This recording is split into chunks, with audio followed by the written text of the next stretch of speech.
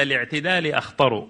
لأنهم على الطريق أصبروا، هم يربحون جولة فجولة وبعد ذاك يبلعون الدولة.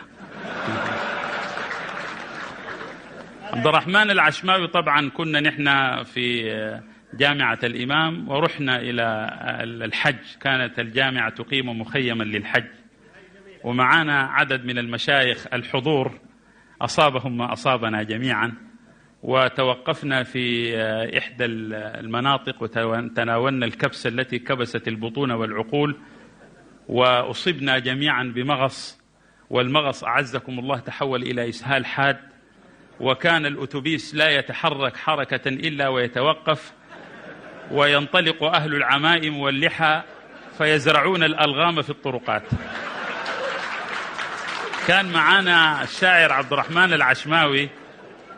طبعا الشيخ عبد الرحمن رجل شاعر على البديهة،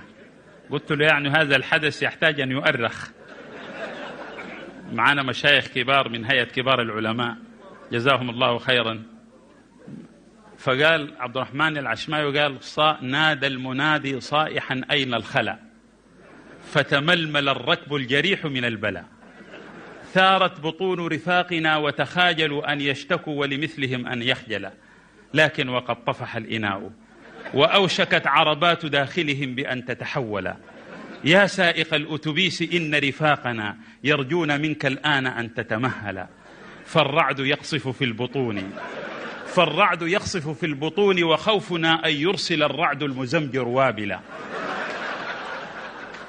صرخوا بصوت واحد قفها هنا إنا تحملنا بلاء مثقلا،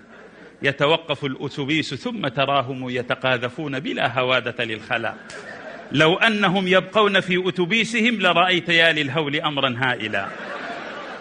كلماتهم مخنوقة آهاتهم مسموعة، يتململون تململا، يبقى كئيب الوجه في كرسيه فإذا توجه للخلاء تهللا. فهذه يعني من المناسبات